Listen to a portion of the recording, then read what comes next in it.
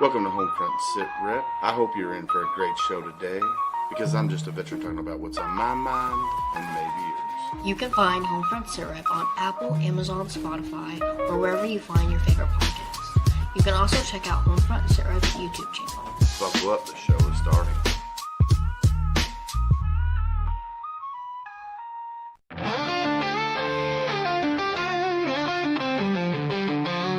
Out on the edge of the battle and back, we've carried the weight and we've walked every track. From desert dust to the fire at home, we've learned how to fight, how to stand alone. But no one tells you what comes after the war, when silence is louder than the guns we bore.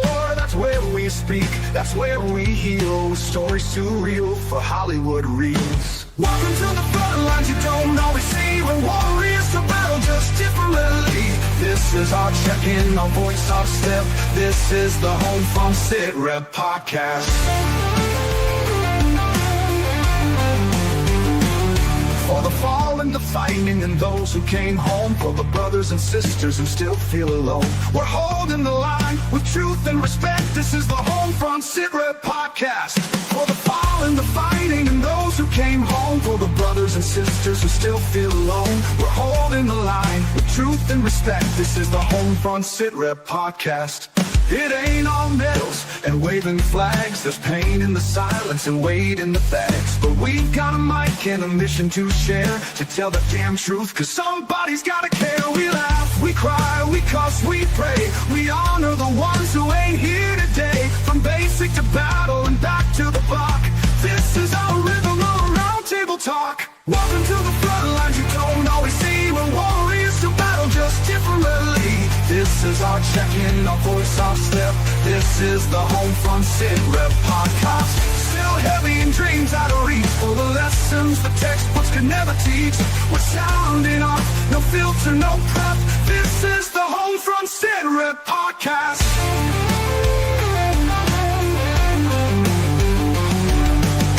So if you've worn the boots or love someone who did, if you swallowed your hurt and kept it all hid, pull up a chair, you're not alone.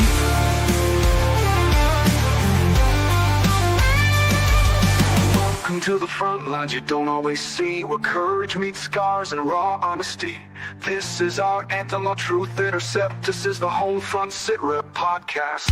For the ones still standing and those we've lost yet, for every single story we'll never forget. We speak so others won't forget. This is the HomeFront Sitrep podcast. Real talk, real facts, real life. HomeFront Sitrep podcast, where the mission continues.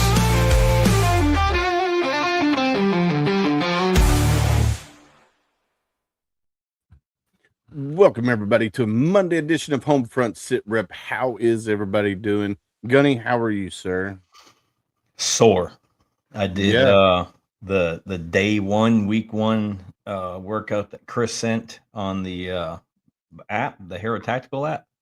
I had to change it up a little bit. There are a few things that I don't have here at the house. So the cool thing about it is you can go in, switch out the exercise that he prescribed for you, and go through and, like, say it's just, I don't know, like the, what was it? TRX push-up, right? So I don't have TRX bands. So what I did instead is lower the dumbbell down and then did push-ups, inclined push-ups that way to simulate the TRX band. Not the same, right? Because you're not fight against yourself. And then there was another one, Romanian deadlifts with the hex bar. I don't have a hex bar, so I went to Romanian deadlifts just with a straight bar. So, but other than that, I mean, it was good. I mean, it started a little bit later than I wanted to in the day. I had a ton of errands to run, dude. It was friggin' nuts today here at the Deeds household. And, come home, did the workout, prepared dinner, cook, and then now I'm in here, and I think April's out there and be banging dishes here in a minute. Well, yeah, I mean, we were gone for 5 days, so a lot of things went unattended while we were, while you were out of town, while I was out of town, and trying to catch back up on all of that. It's never fun when you're trying to play catch up. And like I went to work yesterday, and then I went back today. and man, the ground outside is so friggin' wet that my machine was sinking in yards. And I called the boss and I was like, "Hey, what do you want to do about this?" He goes, "If you tear a yard up, you tear a yard up." I'm like, "Okay, it's on AT&T's dime, not mine." So, Yeah. Yeah, I mean, there's I can imagine. I mean, I'm falling, you know, an inch plus deep in my backyard just walking on it. So I can imagine putting a couple 1,000-pound machine out there yeah, to, to yeah, trench and put bare wire and everything. dude, it gets crazy. It did get crazy. I mean, it got warm today. I mean, I was like, "Holy cow!" Like when I started the morning off, I had frost on the truck. So I got to work. It was still cold, so I had my hoodie on, I had my bibs on, and went to work. And by the end of the day, dude, I was down to my work pants, my thin t-shirt, my work shirt, and a hat. And I had to come home and I had to take a shower. And Julie's like, "What are you doing?" I was like, "Man, I actually sweated today." It was So nice, it dude. was it's It beautiful. felt like So, I was back in Florida. oh yeah, oh We yeah. had that nice morning chill, and we went and worked out, and then towards the end of the day, shorts and t-shirt. I mean, I'm still in my workout gear. I've still not showered from my workout. I mean, Oh, you nasty. I washed up to prepare my food and everything else, but yeah, yeah. I mean, I smell like onions because I chopped onions, but There you go. You it's did a GI shower. I it's see not how it because is. I'm, Shrek or Donkey. I just smell like onions right now. Yeah, I hear you. Yeah. So last night we had a really great episode with Dr. Damon Freeman, Marine Corps veteran, co-founder. I want to say co-founder because him and his wife founded the organization SOF Missions. That's Shield of Faith Missions. Gunny and I, we had the opportunity to go down and experience the clinic.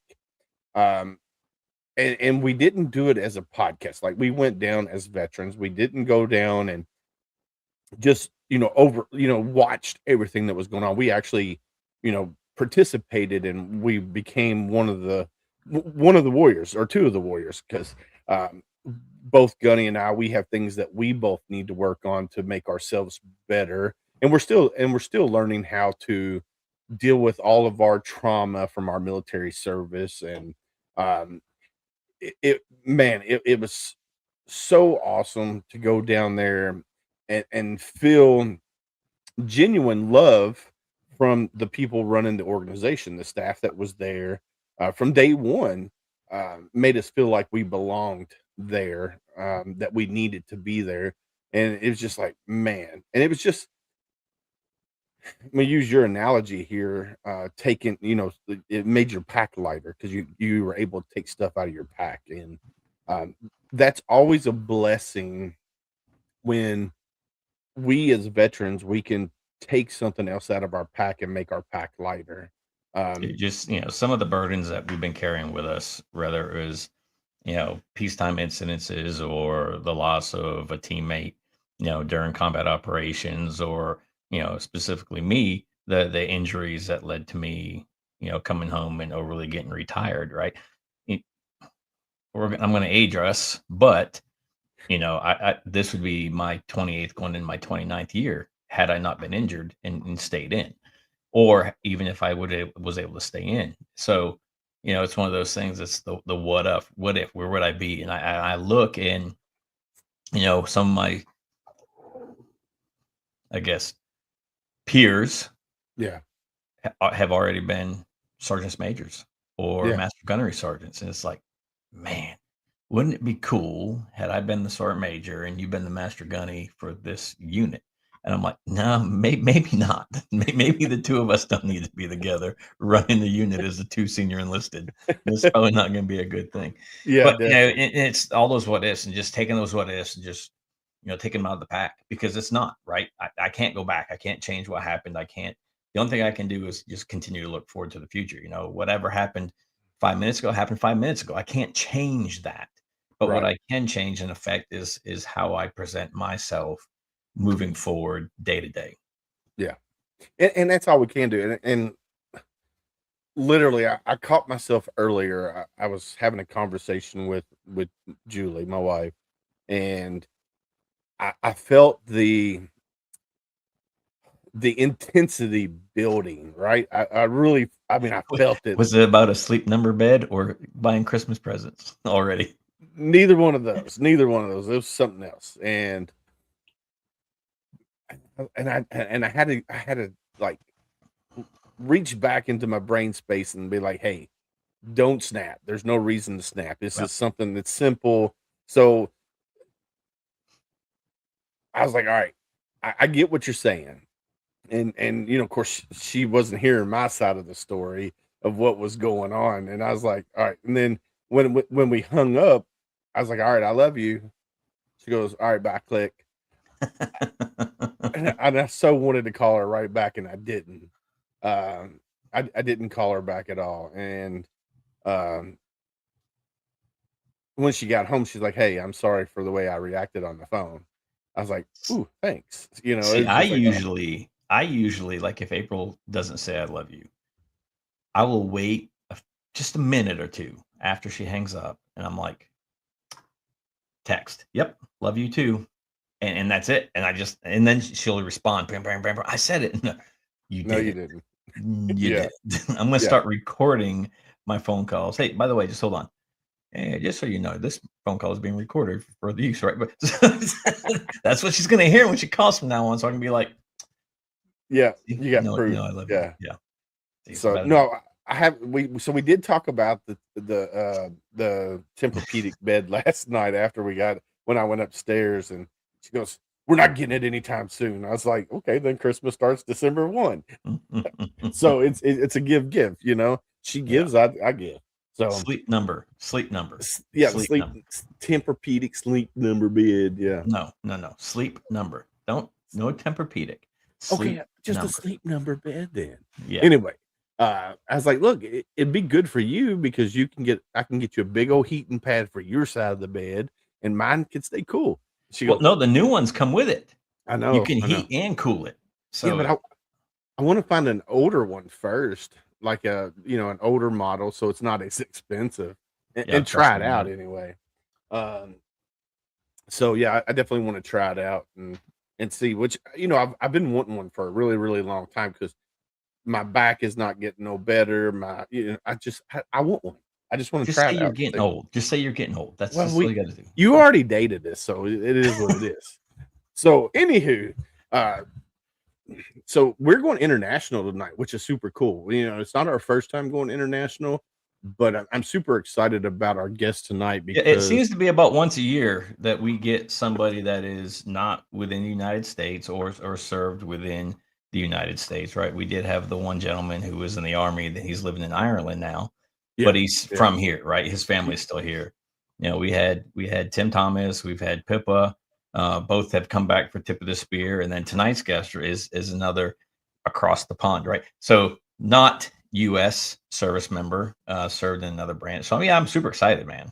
yeah. So he was a sergeant in the British Army, gaining firsthand experience of military services and challenges that personnel face when resettling into civilian life. So he created a company called Redeployable. It's a UK based organization focused on supporting military veterans and service leaders in transitioning into successful civilian careers. So we have Eh, a eh, we've had that discussion with Pippa where there was nothing, right? And or that the government provides, yeah, right? And now you've got Ben that's created this and is helping his fellow service members in that transition and putting them in basically the right spot or pointing them in the right direction. yeah. So I'm super excited. So let's go. Let's break down some of the things here. Um, so what we're going to talk about the psychological shift from uniform to civilian clothes. Traditional transition programs miss the mark because there are within the military there are programs that help you transition out, but they're so blah. They're so meh. So we're going to talk about that. I mean, they've We're gonna, changed since I got out, right? The retirement seminars for those that are retiring are a lot more in depth now. It's not just saying, "Hey, it's not 1700 anymore. It's 5 p.m." You know, you don't use your acronyms. You don't use the Roger that. You don't use, all the the words and phrases that we say, right? So it's more than that now. Even the transition classes, the separations and transition classes are a lot better now than they Yeah. were, 14 plus years ago. So they're trying to do things right, and they're trying to prepare young men and women who are doing their 4 years or their 40 years to transition properly. Yeah. And then, we'll talk about um, the difference between getting a job and building a career. Because you can go out and get a job right after you get out of the military, but it's about building that career and being somewhere that you want to be, because you can have a job and not want to be there. Um, 100%. so this, what we're going to talk with Ben about, getting a job or building a career, and then we'll touch on a little bit about UK veteran transition versus US veteran military transition. Yep. So we're going to talk about that as well. So are we ready to bring him up, Gunny? Absolutely. All right, let me get my mouse over here. Let's do this. Bring him up to the stage. Welcome to the show, sir. How are you? Good, guys. How are you? We are doing wonderful. First off, I want to say thank you. I know it's midnight your time, so I want to say thank you for coming on and hanging out with Gunny and I for this next hour. Do me a favor, introduce yourself to the world of HomeFront Sitrep, if you don't mind. Of course, of course. My name's Ben Reed. I am from England, the UK. I've got my accent's a bit different than, the royal family. I'm from a working class industrial town in the north of England called Burnley originally. I had an older brother and older sister who joined the military. So I was the guy going to university, the first one out of four of us. I didn't. I quit college equivalent in the UK and joined the military at 16. Took a test, scored pretty highly. The first one that they told me I could do was the police, Royal Military Police. I didn't want to be in the police personally. And then the next one was an avionics technician. And I was like, that sounds great. I'm going to go and do that. And it's pretty much how I started my military career. Did that for 12 years, just shy of 12 years, and then left when end of 2017 and moved into tech. I don't know how far you want me to go, but I was in tech for 4 years, started in really big businesses, and then I was a head of sales for a software company in London about 4 years after being out, and then started Redeployable just over 3 years ago. And that was all baked on the fact that I could see a lot. I had this amazing career in tech, and I can go into how I got into it. It was amazing. I loved it. And I had a lot of friends who were stagnating, underemployed, I would say, like underutilized, weren't being paid probably what they deserve to be paid financially. And I was like, how is this even happening? So that's kind of what led me to seeing that, but also some certain my own personal circumstances that led me to start the business. Awesome. Yeah. So let's go back a little bit. So here you are, you go to college first and you decided, hey, this is not what I want to do. You decided to join the military. So you take your test. I'm assuming you took a test that's equivalent to our ASVAB, which, tells us what jobs we can have. Is that kind of what you took? Exactly that. Yeah. It was like I think it was like a computer. You just you did something, and then it spits out at the end of it what you could do in the military. Yeah. Awesome. And then, so you decided you didn't want to go the police route, which, I mean, a lot of guys, I know me, I never wanted to go the police route. And so you decided to go into an aviation tech. Avionics tech. Yeah. Engineering, aircraft engineering. Yeah. Now, so I'm a grunt. I'm infantry. So explain to me kind of what you did that is your job. Yeah. There's like levels to like even aviation engineering. So I started as an avionics technician and then realized I didn't want to be one of them. And they do all the I saw the video of the Apache spinning around on your intro video, right? Like the British Army have Apache. Avionics will do all the electronics within the Apache, a lot of the systems, radar, all that stuff. And then the aircraft tech in the British Army is the kind of spanners, engines, hydraulics. So I flipped to being more of the you know, hitting things with hammers and spanners and all sorts of that kind of stuff. So, but there was no real thought into it, right? Like when I joined, it was literally there was only an Army careers office. There wasn't a Navy or an Air Force in the town. So it is purely the decision was made based on that test. That was it. Awesome. Wow. Yeah. So I started in the infantry, and then after I got injured, I left and went to aviation. So I did 5 years on the V-22, the Osprey, Okay. as a mechanic. So turning wrenches, banging hammers, all that stuff. Yeah. So I got to experience both worlds for the Marine Corps, which is, oh man, it's night and day, because on the infantry side, it's all about leading, training, mentoring young men to become, future leaders in the Marine Corps. On the other side, on the aviation side, you're doing those same things, but the main mission is that aircraft, because if the aircraft isn't flying, you can't support the ground side.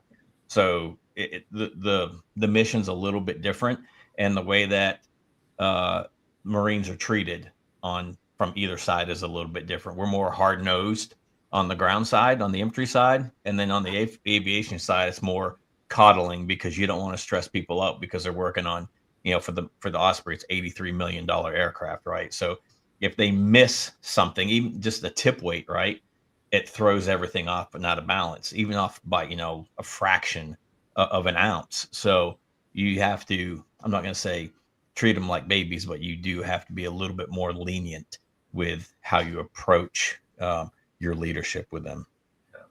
You got looked after, what he's trying to say. Yeah, definitely got coddled. He got soft on us. I did not. That's why I got moved up to be the squadron gunny. So let's. Yeah. No, you were stressing out the junior Marines underneath of you. Yeah. So I do have another question here relating to British military versus American military. So you said you started out as a electronics tech, and then you moved over into the maintenance side of things. How easy is it for the British Army to switch MOSs or switch jobs? Because I know as an infantryman in the Marine Corps, it was super hard to lat move out of that MOS into something else. Like let's say I was doing it for 2 years and I was like, oh, I don't want to do this no more. I want to do something else. It was literally either you couldn't, or most of the time you couldn't move out of that MOS unless there was a circumstances saying, hey, he needs to be out of infantry. So how easy is it for you guys in the UK? Yeah, so I did it early. So we do phase 1, which is like basic training, fundamentally. Mine was 52 weeks because I was young. So we have to go through we did a year-long basic training, which is all mixed. Infantry, artillery, everyone's in the same place for 52 weeks. And then you go into something called phase 2. And in that phase 2 camp where I was, there was avionics technicians, there was aircraft technicians, there were also the electronics folks on all the tanks, so the Challenger 2s and things like that. So it wasn't too difficult to make that move when I was still in there. I had a lot of people who I was good at soccer. I played a lot of soccer as well. I was quite good at soccer, and quite a lot of senior people were the football officer, football. Sorry for the people listening. No, you're football. Good. I played soccer, so it's football officer, or one of my warrant officers was the manager. So because I played a lot of football, I think that made it a little bit easier as well to kind of make that switch. Awesome. So you had a little bit of pull, basically, is what you're saying. It was in the same camp, right? So I don't actually know how difficult it would have been if I would have turned around and said I want to join the Inc. Corps. Okay. I don't know, from an admin perspective, whether they would have said that's not happening. We're not going to let you do that. Mine was a bit easier because it was an internal shift in a camp where everybody was training. Right. All right. So let's move on to the next thing that we want to talk about. Let's talk about your transition. I know American military, our transition is sometimes somewhat hard because we lose that sense of purpose. We lose that sense of camaraderie. How was your transition when you got out of the British Army? Yeah, I was blasé about it, to be honest. Like, I didn't do any of the courses. I didn't take any of the funding. My brother had left the artillery and he'd got into tech. So he's always in my ear years before he'd left. He's older than me. He's always in my ear. He probably joined about the same time as you guys. I'm a sister as well.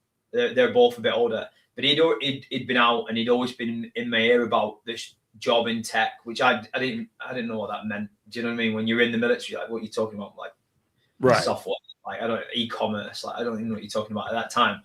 So he was just telling me about his job, and he just kept. I was just at a party with a friend, and this friend was a college PE teacher, like physical ed, what do you call it in the US? Yeah, physical ed, yeah. She'd flipped and got into tech and started selling tech.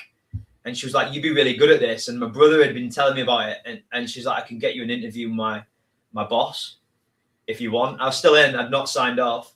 And then I went to a pub in the UK to meet this guy. And he was like, "If you leave the military, I'll offer you a job, but I can't give you a contract because it's 12 months away." So I was like, I mean, I'd swear on here. Like, I just like, do we swear?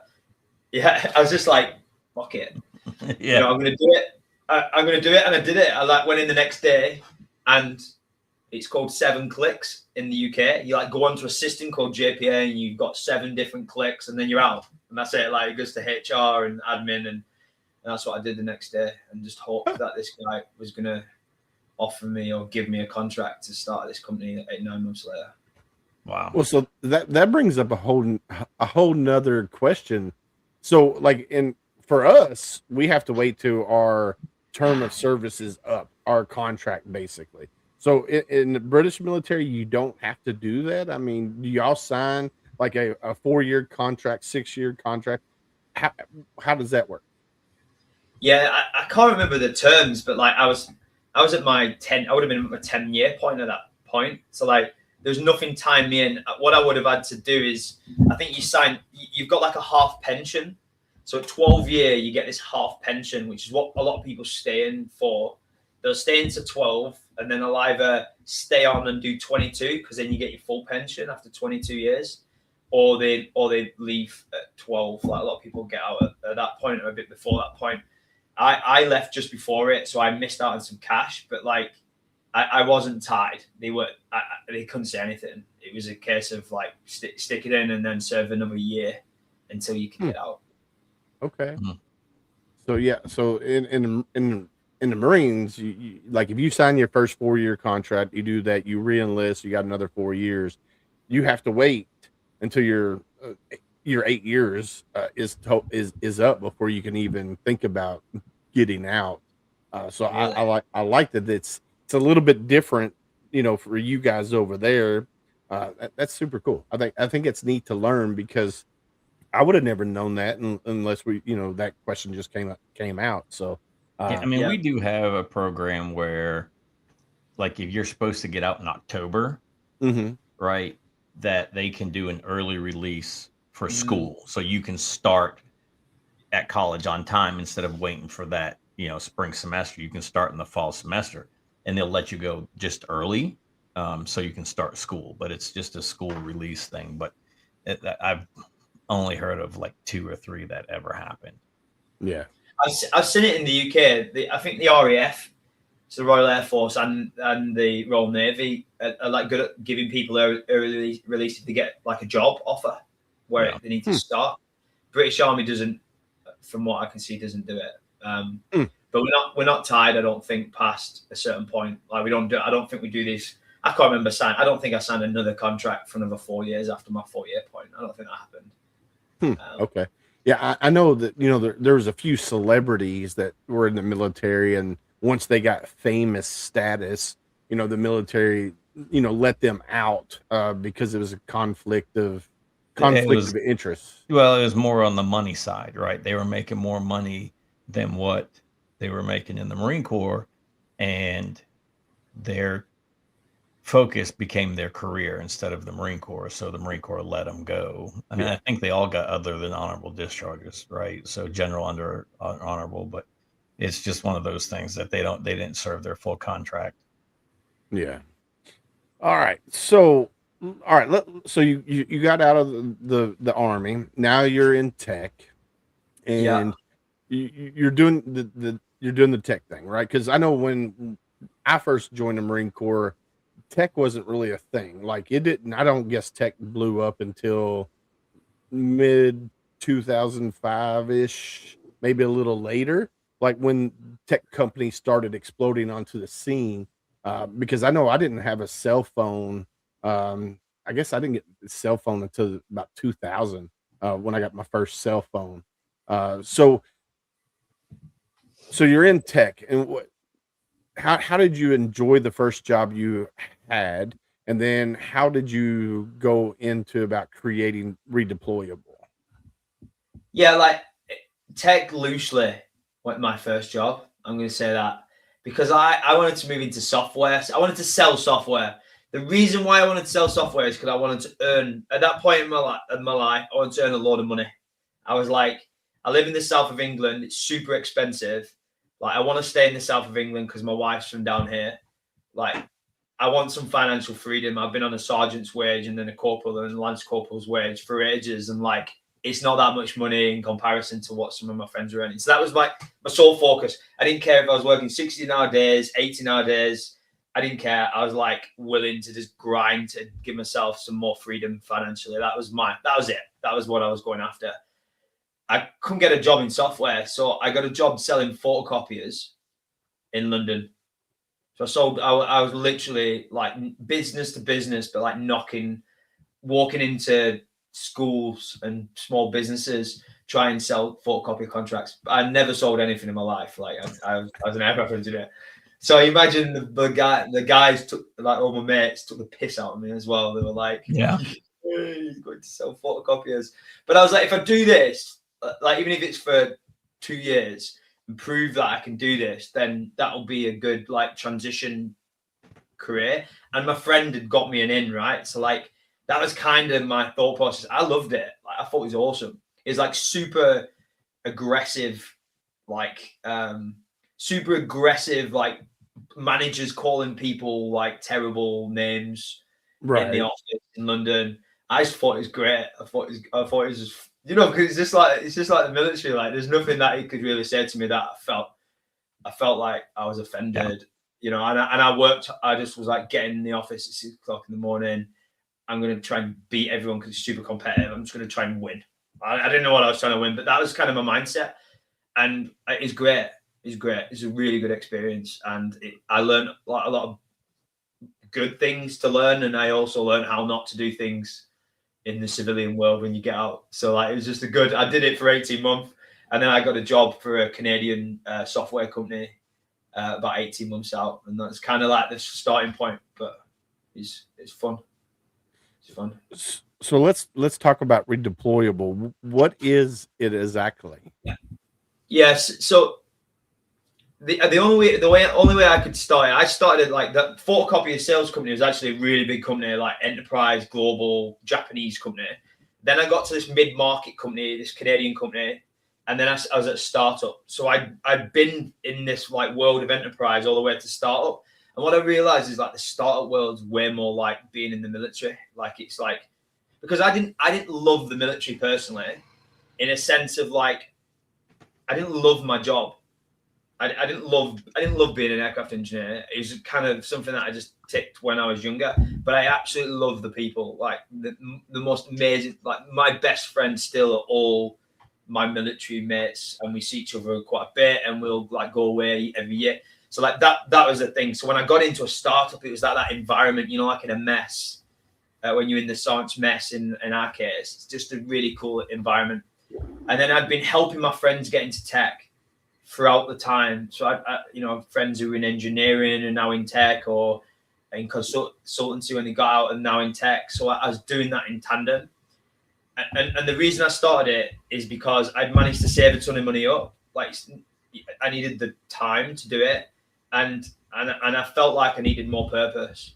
I was just, that money thing that I said to you at the beginning, I was earning way more money than I ever was as a sergeant, but it was just like, you do 1 month and then it's just you're right, how do I beat next month? And then how do I beat next month? And like, I'm not like materialistic. I don't need Right. nice cars or nice watches or anything like that. And it just kind of became meaningless in a sense. Like money's great and it helps, but I needed something more to like focus on. So that's why I started Redeployable, because it serves like I'm ambitious and I'm competitive, but also like it's all about the people.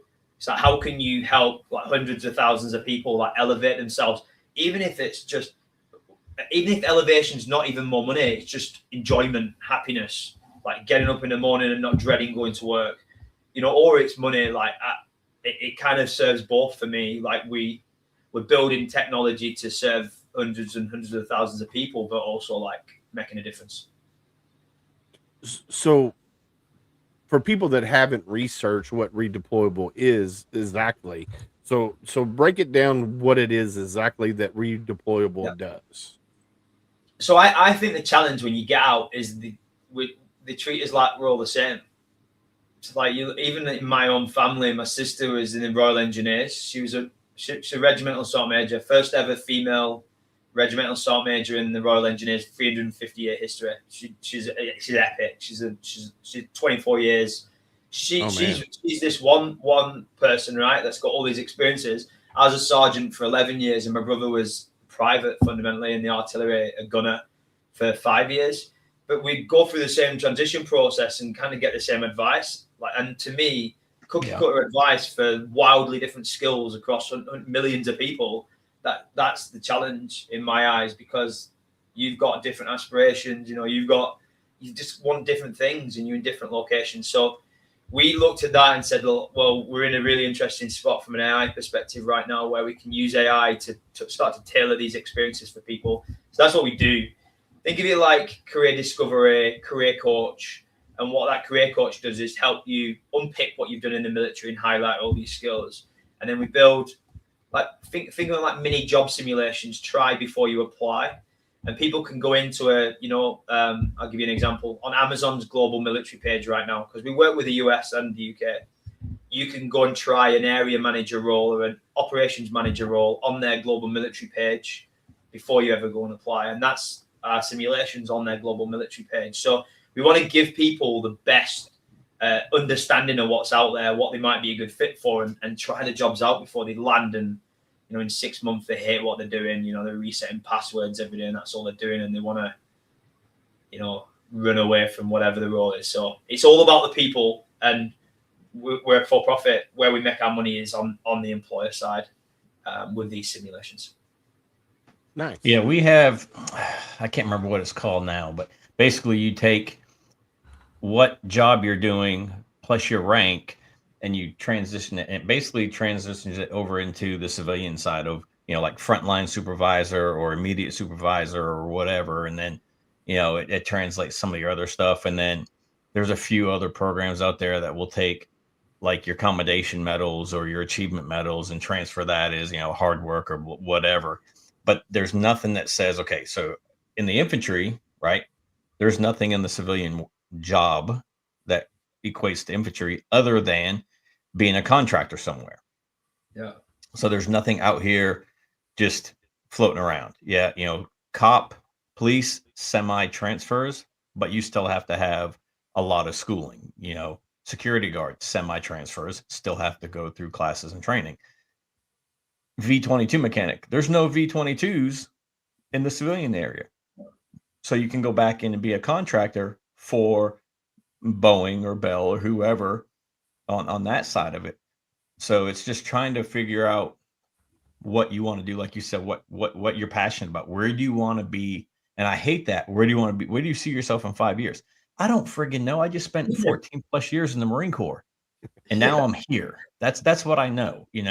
I want to be able to provide for my family. I want to be able to not live paycheck to paycheck. I want to learn a skill that will help me, be promotable within the company and not be the bottom guy the entire time. Right. So you're just trying to figure out all these things. And we do have some stuff in, that helps you, but not a lot. Yeah. It's hard work in it, because You've also got the added thing there is like we provide career recommendations based on where we think jobs are going in the future. So if you think what AI is doing to the economy now, like especially to like white collar work, like the market's moving faster than you've ever seen before. Yeah. So then if you think about where the skill shortage is, all of the data centers that are being built, all of the utility companies that are having to serve all those areas, all the energy companies, they're training people up from nothing with no engineering experience, right? To become data center site engineers or you can be an infantry and go and become a data center site engineer. And what we're trying to do here is show these organizations that infantry is capable of thinking logically in a specific scenario. They have a certain number of skills that actually do relate to that type of work, process driven, whatever that is. So that I think another challenge for veterans is like, where is this job even going to be a job in the next 2 years? Yeah. So when I got out the first time in 2001, basically it was, all right, you're at your end of your contract, turn all your gear in, boom, you're out. Basically go on terminal leave. Like I didn't have. Not that I can remember. I don't remember any classes saying, all right, this is going to help you when you get out and you transition out. We didn't have that. When I went back in after 9/11 and got out the second time, I think I had maybe like a 2-day class. Oh, this is, you don't say 1600 anymore. You say 2:00. Basically trying to reteach your brain in 2 days that now you're a civilian. So we didn't have the things out there to help translate our skills that we learned while we were in the Marine Corps, our leadership skills, our battlefield strategy, anything that we did while we were in. Now, like Gunny was saying, they do have, I think it's a 2-week course now, the SEPs and TAPs or whatever it's called. It's a 5-day course, and they have you dress for success, so shirt, tie, blazer if you have it. But the retirement seminar is 2 weeks. So if you're going to retire, that seminar is a little bit longer because your transition is going to be a little bit different. There's a lot more things that you've done throughout your career that are going to translate very well into a resume. Yeah. And now there are nonprofits and for-profits that will bring a transitioning service member that's getting out. So they travel the bases, all the bases, and they're like, hey, if you move to Kentucky, we can get you here. And they help the veteran write a resume. They help them, do like pre-interviews and stuff like that. So that, which is super, super cool because I wouldn't have afforded that opportunity because I don't think I would be in the career field that I'm in now. Like, I think I would be, somewhere else. Now, granted, I can't work in a cubicle. Like it's being indoors for me is a no-go. I have to be outside. So I don't know what kind of job I would have, but I wouldn't be probably in the field that I'm in now. I think I'd be doing something else. Well, and we also have a lot of, the HVAC, the AC and heating companies that will take service members that don't have that skill and they'll bring them in and they will teach them the skill, right? Yeah. So it's all hands training, the internship, whatever, and they teach them that to be successful in that field. And there's a lot of companies just here in Cincinnati that do that. Because there's not enough. One of our clients, 30% of their global big enterprise client, 30% of their engineering workforce is going to retire in the next 5 to 7 years. That's one of their VP said to me. There's just not enough people. Like, there's not enough. So to me, those are really good, like well-paying jobs where you'll be in demand for the rest of your career. But it's not the traditional, like it's not the sexy kind of like like you see people going to. But I think that's where the opportunity is. Yeah, I mean, there's something that's always going to be needed. That it's good money, right? Once you start paying, and then if you're doing that internship and it's a paid, you're not having to pay anything back. The company provides all your tools. Yeah. If you want to buy your own, you have your own. Just like mechanics and welders, and oh my goodness, there's just so many of those skill-based jobs that they're lacking, especially here in the States. Yeah. That are great paying jobs once you get your certifications. Yeah, I think, back in the day, like everybody was pushing college, right? Wasn't even pushing the trades. Like they were like, oh, you need to go to college, you need to go to college, you need to go to college. Now they're slowly realizing, wait a minute, maybe trade school is not a bad idea because, like you said, a lot of the older generation is getting ready to retire, and they're not going to have people to do those trades. Yeah, but for So us, it's part of that No Child Left Behind.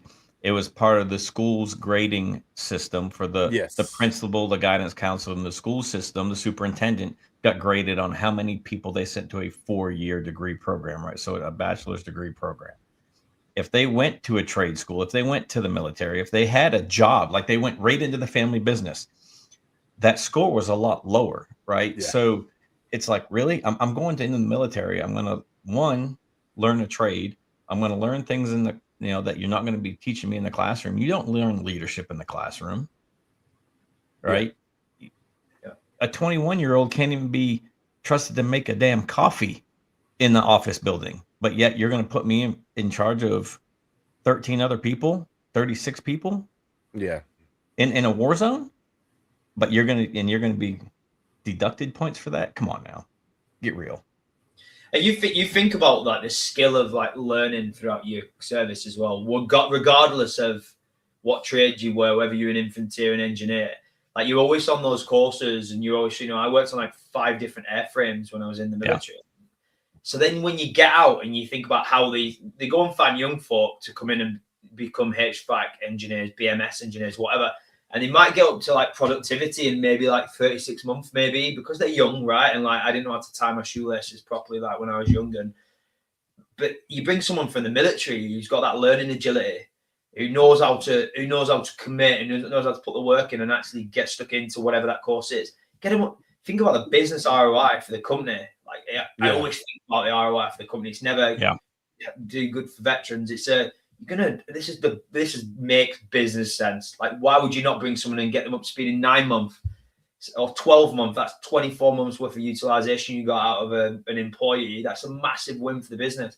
And that's how I try and like always have these conversations with these big companies. It's like, what? It just makes absolute sense to do this. Do you know what I mean? Yeah. Is a proven leader, is a proven go-getter. This is what they did and this is what they're doing now. I mean, yeah, absolutely. Yeah. All right. So let's go here. So I'm gonna break down what core functions are for redeployable, and you can tell me if I'm right or if I'm wrong.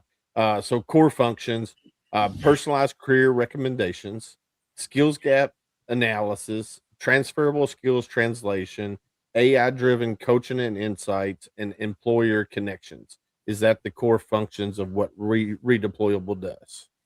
Yeah, I just think that it's sort of buzzword, isn't it, to like the normal person? Do you know what I mean? I know. Like, I just think about me leaving, right? And I always try and like bring it back to me leaving. When I'm saying I want to move into tech, and I've never heard of Salesforce. I didn't even know Salesforce were, and I wanted to move into tech, and like one of the biggest tech companies in the world. What we do is at the end of the day, I think a resume is like a really shitty document. Like it's just it's crap. It tells no story of anyone really. Like doesn't tell me your personality, whatever, how you think properly. So like we want to store your career, and from there we'll be able to determine what skills you have, what skills we think you have, technical, operational, leadership, big buckets of skills, what equipment you might have worked on. From there, we'll look at that and look at some of your preferences. What's important to you? Where are you going to be located? How much do you think you want to earn right now? Sometimes that's a little bit out when you're getting out. And then from there, we're going to give you personalized career recommendations. I'm going to give you recommendations. I'm going to give you 5. I'm going to tell you why we think you as an individual are going to be a good fit for that job straight away. If you get 5 of them, and we'll tell you what you could earn at a junior level, mid-level, senior, benchmarked off US military, US civilian salaries. So then it's kind of like we're just giving you ideas like of things that could be a good fit. And you might pick 5 of them. That's great. Like you're exploring. And then all we do is go deeper, and we go deeper with the employers. So if we recommend engineering to you, we'll show you different company pathways that'll tell you what skills you have related to that specific pathway, what you don't have, what you could go and do to upskill, and you can try the job out with a simulation. It's all around career discovery, but like super personalized for you when you get out. And it's cool because, like you said, the resume is pretty impersonal. You don't get to see, you get that piece of paper in front of you. You don't get to see the person's demeanor. You don't get to see if they're cheerful or if they sit there with grump face the entire time. If you sit there with grump face the entire time and you want to go into sales, who's going to buy anything from you? Right. Yeah. But if you're seeing this person and they're all upbeat and they're energetic and dude, you're good for sales. You've got the mentality for sales. You don't get to see that on that piece of paper. Right. So Yeah. being able to meet that person or talk to that person or even just camera zoom that person, you can see like, okay, yeah, this person's upbeat, put it in the system, blah, blah, blah. And then it'll generate that job, right, that they may want to do. Yeah. Or maybe it is a guy who's all grumpy and all he wants to do is work on the boiler in the basement, right? Or be the landscaper. Put him outside all by himself. Hey, go get it. You that's for you. Yeah. Gunny and his RBF. My wife tells him he's got RBF all day long, so he would not be good at sales. This dude, I did sales for 3 years. I sold a lifestyle, not a product. Selling a product is easy. All you have to know is your competitor. True. All right. So let's talk a little bit of numbers here. I'm assuming you're a numbers guy, and you made reference that your Redeployable is not just UK based, but you're global. Like, so you do things in the US as well. How many veterans would you say that, since Redeployable has become a thing, how many veterans have utilized Redeployable? Oh God, that's a good question because we only launched like this iteration of our tech 12 months ago for veterans. So we were going 2 years before. So we did like experiments, like we got 30 veterans hired into 2 big engineering companies without the engineering companies ever seen a resume. Like we did stuff like that, like to try and test all this out before we started building the tech. But like thousands of people we've engaged with. We've got thousands on our platform right now in the UK and US. I mean, thousands is broad, but like I think I don't have the numbers off the top of my head, but a lot. We get a split, so we get just over 50% of the people that join Redeployable are actually still serving or in resettlement, but actually just less than 50% of veterans are already out that are looking to switch career, which is unfortunate. Like I hope as we keep building out and growing, that actually that'll reduce because people are finding the right careers or the right journey the first time around, right? So the number's a lot. I think we've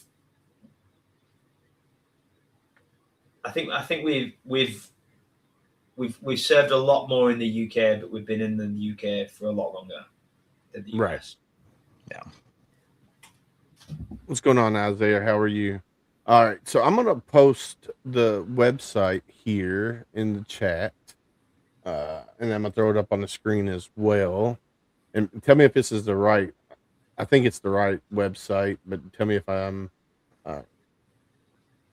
redeployable.io/US. Yeah, yeah, that's it. That is it. Correct. Awesome. So the link is in the website or in chat right now. So it's www.redeployable.io/US.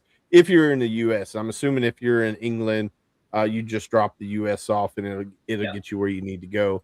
Now, all right. So if let's say me, I wanted to join Redeployable, what are the steps that I would have to do to become a member of Redeployable? You just log in. Like there's a login sign up page button at the top right. Mm-hmm. Select that you're in the US, and the whole of the product is then optimized for US. So even down to the way you spell personalization and utilization or color and gray, it's actually a pain to do both the UK and US just for the language bit. But like you just sign up as a US veteran, sign up as a US serving member of the military, and it's really self-explanatory how to use it. All right. Another question that's probably going to be asked: is there any charge to use Redeployable? No, not at all. No, they'll never, ever, ever. You can record. You're recording this, right? There'll Yes, never sir. be a charge to anyone user, so veteran who wants to use our technology.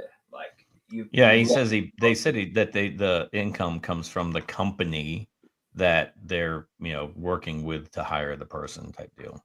Yeah, I remember that, but I knew there was going to be a question, so Oh yeah, that's why I went ahead and asked the question again, because I don't know if people caught that earlier when he said that their revenue comes from the companies that hire from Redeployable. So yeah, I just wanted to clarify, because there's those veterans out there that, well, is there any charge? So I yep. wanted to go ahead and answer that question right off the bat, you and so. you don't join the military to get rich. Like Yeah, you don't. 100%. Like, What's going on, Triple Threat Vets podcast? This guy you need on your podcast, Ty. I know you're on TikTok, so we got people on TikTok as well, and Ty just popped in, so I'm gonna try to get you on Triple Threat Vets podcast as well to talk about what you are doing over in the UK, because I think it's cool, because I think is going to be the wave of the future, and I think resumes are slowly going away, because like you guys said, it's a snippet of somebody's life. I mean, basically you can write all this stuff down, and everybody says, oh, a good resume is 1 page. Well, people like Gunny, people like me, people like you that have, so many years of experience can't fit all of that onto 1 page. So, utilizing AI, because I will tell you, Chat GPT is one of my good friends at the present moment in time. So I love using AI, and I think it's going to be, and I'm still learning, because I'm an old dog. Learning new things is sometimes hard for me, but I think utilizing AI to help translate um, skills that you learned over the course of, say, 48 years, into job skills, or job recommendations, of what AI thinks might be good for you. I think that's probably going to be the wave of the future, and I think a lot of people are going to be hired through platforms like Redeployable. And I think it's super cool. I think it's neat. I am a little nerdy sometimes when it comes to stuff like that, and I'm super excited. I'm gonna log in and fill out all yeah, my information. I'd love to see. I'd love to see what you think. Yeah, I'd get stuck Yeah, into it. I'm Yeah. definitely going to do it, because you know I'm not getting no younger. I might decide a career change. Who knows? We'll see. Maybe it'll come up and say podcast host. I don't know. We'll see. So we got a comment on TikTok from Ty Cobb. He said AI will be the death of us all. Laugh out loud. I'm an optimist. I'm an optimist. Definitely. But it is 100%. I want to stress to people though that are getting out now, like resumes will die when they die in terms of the application process, and every single company out there, or the majority of them, need a resume, right? So like I think people should still focus on building that resume, but like ChatGPT, Claude, there's lots of different tools that you can use now that are like can make it so much easier to kind of build these out, Well, I want to say thank you for staying up late and hanging out with Gunny and I for this hour. I mean, that was a quick. Yeah, Staying early. I mean, it's 1 o'clock over there, man. I know it's 1 o'clock his time. And this hour went by really quickly, because I mean, it was a great conversation, and great to learn about Redeployable. I mean, like I said, I think AI is going to be the wave of the future when it comes to hiring people out there, because you can put pretty much whatever you want into AI. And I think it's going to, like I said, I think it's going to be the wave of the future when it comes to the hiring process, because I think resumes, the old school way of things is going out the door. So, because kids nowadays at 2 years old know how to work an iPad better than I do. So, it's definitely the wave of the future. So I want to say, go ahead. I was just going to say, I want to say thank you again. Yeah, no, and guys, thank you for having me. I was listening to you at the beginning when you were both chatting, and it's class. Like what you're doing is like, well, I mean, the story is like the guy who signed me off of the military. So I didn't do my 7 clicks. Do you remember my 7 clicks? Yeah. That guy who did it for me is the first person I hired into Redeployable. He's one of my best friends. Like, he's the first hire. And I was listening to you two just spinning, chatting, just at the beginning, and it just reminded me of that. It's cool that you're doing this stuff. So well, thank you. I mean, I've known this guy for quite so many years, and we like to josh with each other, banter back and forth, and just have a good time, and bring that into the podcast and make it authentic, and and share your story. Each guest is what we are here for, to share your story, and I think you have an amazing story. From your time, starting in the military service at 16 years old after college, and then where you're at now. I mean, that's your journey. Yeah, and that's why we don't send out questions, right? Because you send out a questionnaire, we may ask this, right?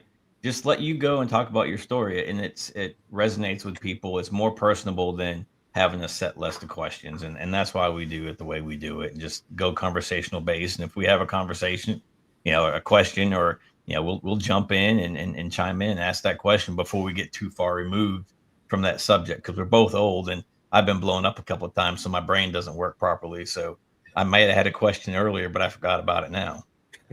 Yeah, no, it's good. It's good. I really appreciate it. Thanks for taking the time. No, you're very welcome. Right there. What's up, Homefront Sitrep? Skynet becomes self-aware on August 29th. But anyway, thank you again. I'm gonna drop you down in the green room. If you got to go because you got to get up early in the morning, we understand that. If you want to hang around while we finish up the show and we'll chit chat afterwards, that's up to you. Yeah, I'll hang around, guys. I'll hang around. Awesome. Appreciate you very much. Thank you very much. All right, Gunny. How cool was that? Man, I don't know. I'm getting ready to go over that way here in June, and I'm going to be over there for a weekend. I don't expect me to be up at 1 o'clock in the morning in the Netherlands to do a podcast. No, or midnight, depending on what the time zone is. That's not happening, bro. Yeah, nope. I didn't expect you to be over there. And speaking of that, our mutual friend that's over there right now sent me a message on Facebook the other day. Said he was out scouting Bella Wood. I know. I was like, bro, send me some videos. I'd love. He's not going to send you pictures. He's not going to send you videos because he thinks you're going to share them with me. Well, I'm not going to share them with you. That's what he thinks. Like, he was even weary about who to send the pictures and videos to back here in the States. Be like, and he had to go back through because he's got a bunch of group messages going around. He's like, I got to make sure Sam's not in this one. And I'm like, dude, you're killing me. And he called me from Bella Wood, and I'm like, dude, seriously, bro? He goes, we'll be here. We'll be here. So we've already got the Airbnbs booked for Bella Wood and Normandy. And then we're going to go spend a day in Cologne, Germany, for the wife. She wants to go to Germany. That's where her heritage is from. So that she wants to go there. We're going to go spend a day there and do some things, then back to the Netherlands and close out our trip. So yeah, it's going to be a very quick 10 days over there, I think. Yeah. You probably need to stop in close to Ben and meet up with him. And if you're close by, I don't know if you're going to be close by or not. He's in the UK. So it's either take the ferry across or take a flight over. But if I had more time, for sure, but not. I don't think this trip's going to happen. Yeah, maybe when me and you go back over and hang out with our mutual friend over there, because I'm definitely that's on my bucket list to go over there before he comes back. And then it'd be even better that you've been over there, you got to saw the sites as well, because that's always been on my bucket list, is to go to Bella Wood and then go Devil Dog Fountain. Dude, it's easy. It's like no one was there. He's like, I went to the cemetery and I got the key to the gate and we went in and walked around. I'm like, see, they trust you, an army guy with the key. Come on now. Yeah, definitely. I think it's going to be fun. So yeah, man, it's going to be. Yeah, no, this is a great episode. And, especially that, they're doing stuff here in the States too. And again, I'm going to push this out to some of the senior leaders that I know, for their guys that are and girls that are getting out or getting ready to get out, to use that to help them, Yeah, I'm gonna reach out to gainful employment. I'm gonna reach out to KY Valor. I'm gonna reach out to Mission Wisconsin, InVets. Reach out to those guys and say, hey, look, this might be another tool in your tool belt that you guys can utilize. For sure. So definitely do that. All right, Gunny, it is that time, my friend. You ready? Oh, hold on, I gotta see here. God, you caught Oh me off guard. man. Oh Okay. man. Okay. You ready? Gunny's words of wisdom. You ready? We're ready. People who cannot take accountability will always make you the problem. That's a good one. That's a really, really good one. Because I've been told a lot of times I'm the problem, and I don't think I am most of the time. I mean, I know I am, and I own it. I mean, there But- are days, yeah. But yeah, people who cannot take accountability will always make you the problem. Hell yeah. Michael Echo Whiskey 0311 on TikTok says 110% on Gunny's words of wisdom. So heck yeah, let's see what our chat says. And Ty says faux show, Gunny. So heck yeah. All right, here we go. It's time for the joke of the day. All right. Let's see. Why didn't the officer respond when asked how he got his start in the military?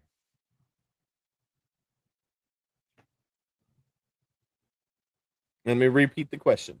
Why didn't the officer respond when asked how he got his start in the military? Somebody was grabbing his privates. It was private. You're close. You're close. Let's see. Does anybody? Let's see what the chat said. Passes by the ball. Y'all are close. Be the ball. Be the Or ball. be the ball. Be the ball. All right, here we go. All right, Gunny. It is that time of night, my friend. Yeah, man. Yeah, you're not alone. You still have worth. You still have value. Surround yourself with people that are going to build you up and not tear you down. Don't let the dark days win. And it's okay not to be okay. But it's not okay to stay there. To every veteran who carries unseen scars, know this: you're not alone. The battles within don't have to be fought in silence because your brothers and sisters still stand beside you. The uniform may come off, but the bond remains, and together we heal, we rise, and we carry each other forward. And the key word there is together. Together we heal, together we rise, together we carry each other forward. All right. Next up, hashtag be someone stranger, guys. We talk about this all the time on HomeFront Sitrep and in my personal life. Be someone stranger, man. We as humans, we're more apt to talk to a complete stranger than the ones we love the most. So be someone stranger. When you're out and about and you see somebody and it looks like they're having a bad day, go up to them, say, hey, how you doing? And if they give you the red flags, I'm okay, I'm hanging in there, I'm living a dream, ask the next hard question. How are you really doing? And be ready for that conversation. It could be a 5-minute conversation, could be an 8-hour conversation. Just be ready for it. And don't try to fix the person that you're talking to, because a lot of times they just need to let it out. So just sit there and listen. Be that stranger for them. All right. And Gunny. Yeah, and it takes a village, everybody. Use your friends, use your family. We can't do this alone. No matter how much you think you can. Reach out to your friends, open up your contact list, scroll through it, hit the name, leave them a message if they don't answer. If they answer, just tell them, hey, you're just struggling, you're having a hard day. I don't know, maybe the person on the other line needed to hear your voice. All right. So Ty says, I want to do another joke of the day. Bring me up, coach. I am ready for the big time. All right, Ty. We on the next episode, Sunday. this Sunday coming up, Send me a video, 30-second to a minute video, and you got to keep it clean of your joke of the day, and we will air it on Sunday's episode. Uh, so yeah, definitely send me a video. So anybody out there, It's going to be another dad joke. another dad joke, awesome. It might be with Ty. You never know. But if you're out there and you're a veteran and you want to be on a video of veteran joke of the day, send me an email at homefrontsitrep@gmail.com with a 30-second to a minute video. Please keep it PC because of Reese Across America Radio. So please keep it PC. That way we can air it on Reese Across America Radio as well. If not, we will have to edit it out, which is no big deal. I can cut it out for that purpose, but I would prefer for you guys to send it to us as PC as possible. So, all right. Let's thank our partners. First off, I want to thank Heroes Media Group, Adam Bird and his team there at HMG. Homefront Sitrep has been part of the HMG family now for about 2 years, a little over 2 years, and they've done amazing things for us. Anytime I needed anything, what the heck are you doing, Gunny? anytime that I needed anything, I just reached out to Adam. And then he'll call me randomly and he'll just talk about things. And he's like, "You need anything?" I'm like, "No, I'm good, boss." So definitely check out HMG. That's heroesmediagroup.com. All right. Next up is Reese Across America Radio, guys. We've been on Reese Across America Radio now for a year and a half. Every Thursday night at 11 p.m. Eastern, we are on reachaccrossamerica.org/radio. So go give them a check. Jeff Pierce and his team are amazing. If you want to become part of Reese Across America Radio, just reach out to me and I can give you Jeff's email and you can email Jeff. And he would love to have you on the network. So that's www.reachaccrossamerica.org/radio. All right, next up, my boy Matt Johnson, him and his wife Becky Johnson, outside of Katy, Texas, a small veteran-owned t-shirt company. We have a co-branded shirt, which Gunny's showing it right there, and Uncle Sam is wearing it back here. It says "Marine It Down" written in red crown. It's got the HomeFront Sitrep logo. The logo that's on that sleeve is the old logo. And then it's got the American flag on the other logo. And on the back, you can't see, it's got the Got Your Six Culture bullseye on the back. So go check out sameflagsameoath.com. Amazing quality work out there from Matt and Becky Johnson. All right, let's Ty says all right, gotcha, Ty. All right, next up is EliteEngraving24.com, which Gunny is showcasing the hat right now. Vanna does it better. Sorry. Yeah, Vanna does definitely does it better. Go check out EliteEngraving24.com. Amazing veteran-owned company here in Campbellsburg, Kentucky. They do phenomenal work on everything that they do. That's phenomenal. I seen it coming. All right, up next is ValorCoinsAndPins.com. That's ValorCoinsAndPins.com. Brent and Brian Casey, amazing guys. Their mission is to help support the Woody Williams Foundation to put up Gold Star monuments across the country in honor of their grandfather, Woody Williams, who was a Marine. Can't say enough about the guy. He was phenomenal. Gunny can probably say more about him than I can, but phenomenal guy. Up next is rdcshoes.com, which I don't see your shoes anywhere behind you, Gunny. They're in the other room. The coins. Yeah. So go check out rdcshoes.com. Darren Davis is a Marine Corps veteran. He has the shoes like the Patriot, the Glory, the Folds of Honor, or is it Folds of Honor? Yeah, Folds of Honor shoes. These also got a golf shoe as well. They're super friggin' comfortable. So go check out rdcshoes.com. Up next is our website, HomeFront Sitrep. I should always lead out with HomeFrontSitrep.com, but I like doing it at the end.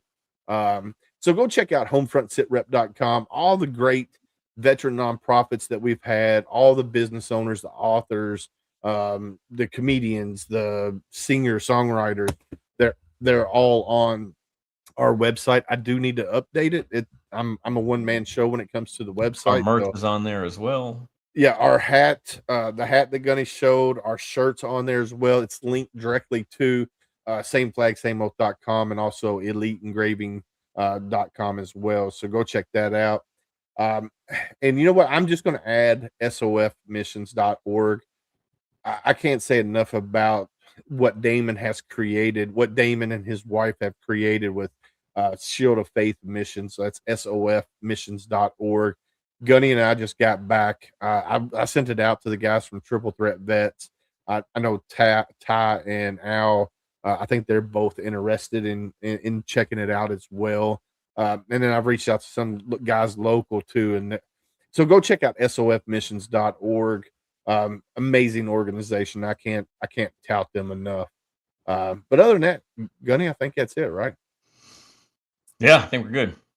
All right, my friends, like we always say on Homefront Sitrep, stay safe out there. We got your You got your six. 6.